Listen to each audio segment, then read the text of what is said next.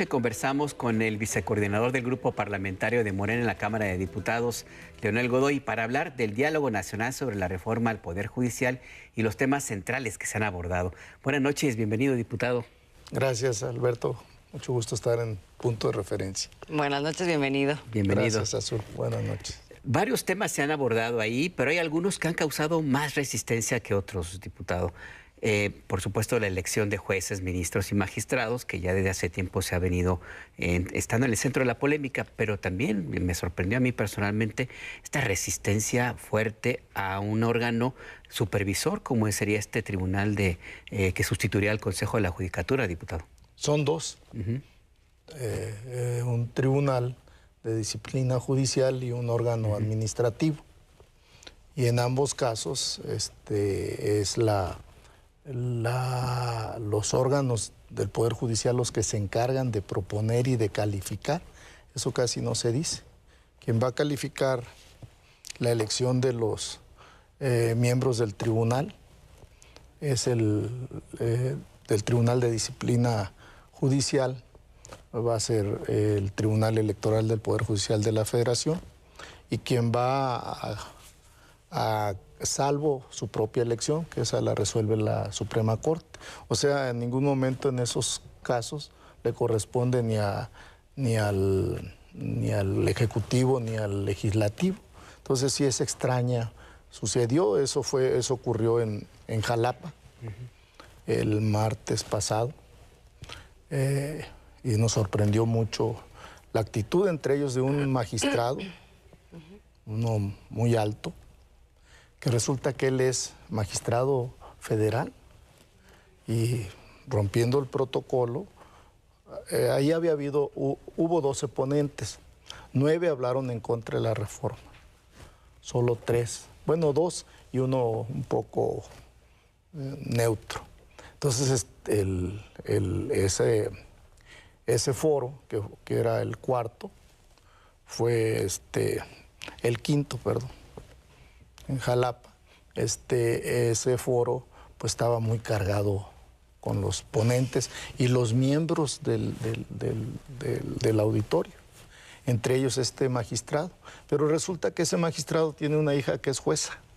No, que no es el único caso, ¿no? Que no es el único caso, pero por eso estaba como loco. Lo que le molestó mucho, porque a mí me buscó interrumpir y lo consiguió, un poco fue que yo hablé de que la última instancia en México no pueden ser tribunales extranjeros, que la supremacía de la Constitución está por encima de cualquier tratado o convención.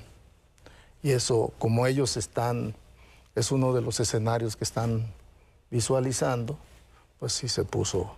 Y él es parte interesada porque que además ahí ni siquiera se trató el tema del nepotismo.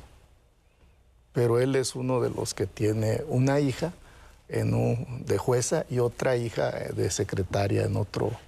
No, es entonces, sí, claro. Diputado, hemos estado escuchando en estos días voces que dicen, no, pues es que ¿para qué hacen este diálogo y foro si no van a cambiar una coma? También lo hemos escuchado a usted decir que no es cierto eso, que estos diálogos y estos foros se están dando en función de tener como resultado la mejor reforma al Poder Judicial que pueda haber, en función de su propósito. ¿Qué balance hace de los foros que ha habido y también de las asambleas públicas, o sea, de lo que ha escuchado, que encuentra que ayuda a ese propósito y que lo sabotea? Bueno, yo creo que se vio desde la campaña.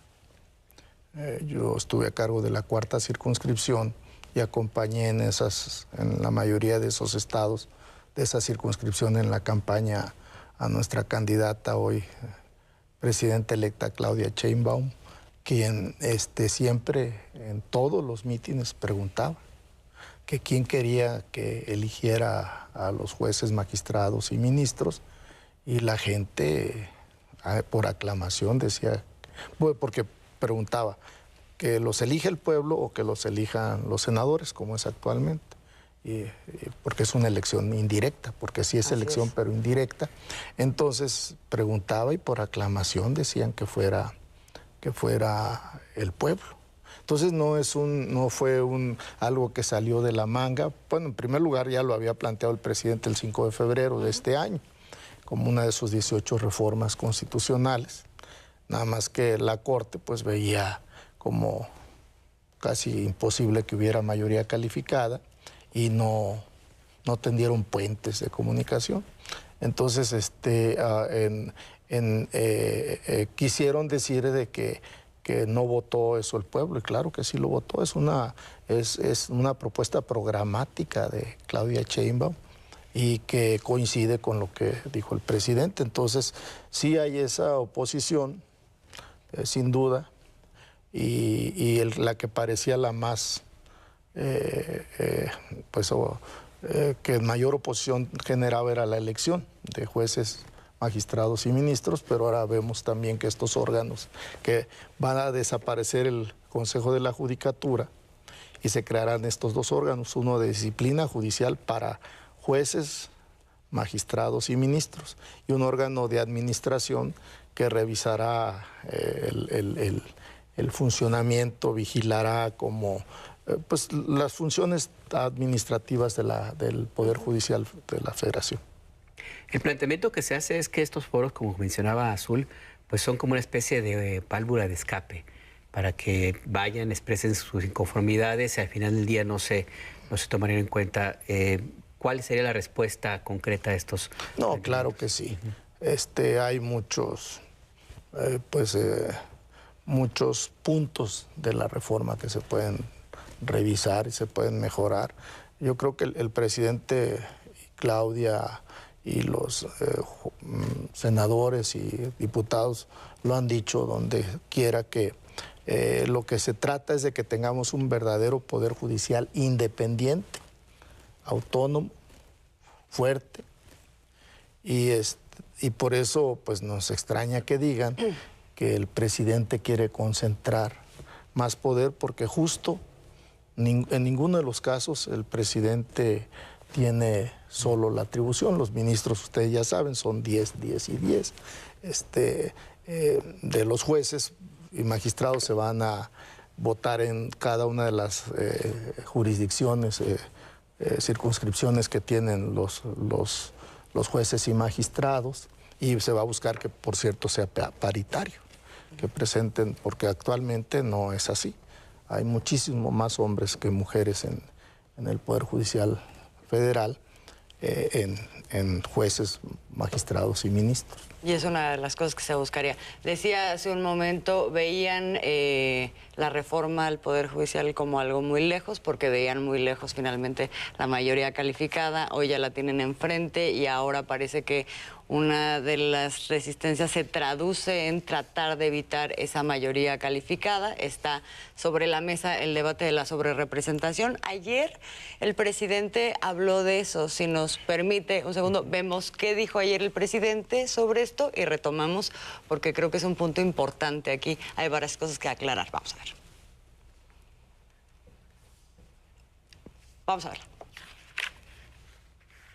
El presidente Andrés Manuel López Obrador afirmó que jueces y magistrados están en su derecho de oponerse a la reforma al Poder Judicial.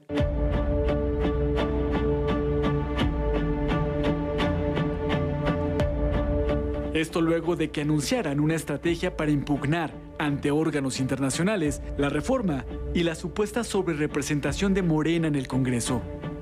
Los miembros del Poder Judicial se oponen a la reforma que plantea la elección ciudadana de jueces, magistrados y ministros de la Suprema Corte de Justicia en 2025.